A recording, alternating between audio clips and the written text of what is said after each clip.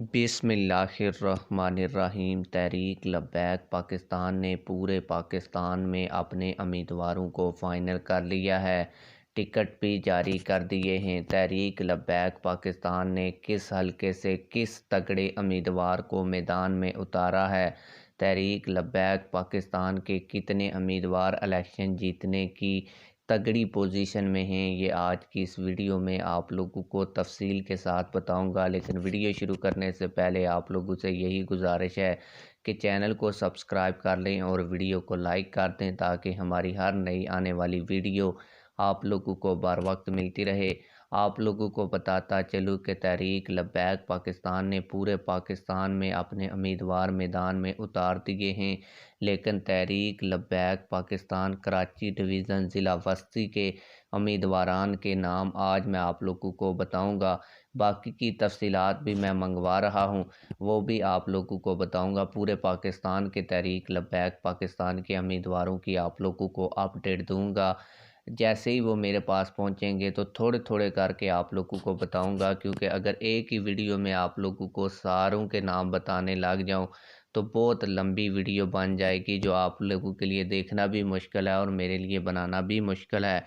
आप लोगों को बताता चलूँ कि तहरीक लब्बैक पाकिस्तान ने कराची ज़िला वस्ती से 4 MNA की सीटों पर तहरीक लब्बैक पाकिस्तान के उम्मीदवारों को टिकट जारी किए हैं, जबकि सूबाई असम्बली की 9 नशिस्तों के ऊपर जो हैं वो टिकट्स जारी कर दिए हैं। आप लोगों को बताता चलूँ कि NA 250 से मोहम्मद असद साहब को टिकट जारी किया गया है। बड़े तगड़े और मजबूत उम्मीदवार हैं, एक बड़ी शख्सियत हैं। इसके अलावा NA 249 से हामद महमूद हकानी साहब बड़ी मजबी शख्सियत हैं, इनको टिकट जारी किया गया है। मोहम्मद अमजद अली साहब को NA 248 से उम्मीदवार नामज़द किया गया है।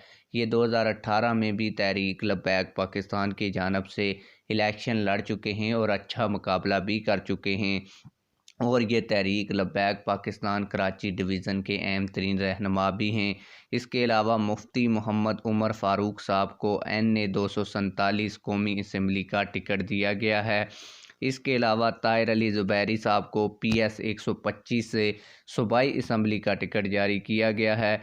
इसी तरह मोहम्मद अमजद अली, जिनको NA 248 का कौमी असम्बली का टिकट दिया गया है, इन्हें PS 124 सूबाई असम्बली का टिकट भी जारी किया गया है। ये 2 हलकों से इलेक्शन लड़ रहे हैं। इसके अलावा मोहम्मद उमर फ़ारूक साहब को NA यानी कि कौमी असम्बली और सूबाई असम्बली का टिकट भी जारी किया गया है। इनको सूबाई असम्बली PS 123 का टिकट दिया गया है, जबकि अल्लामा मोहम्मद याकूब तराबी साहब को PS 122, शाहरुख ज़फ़र को PS 130, अहमद हसन रज़ा साहब को PS 129, अरफान रिजवी साहब को PS 128, सुलेमान हैदर साहब को PS 127 और नासर अहमद साहब को PS 126 से मैदान में उतारा गया है।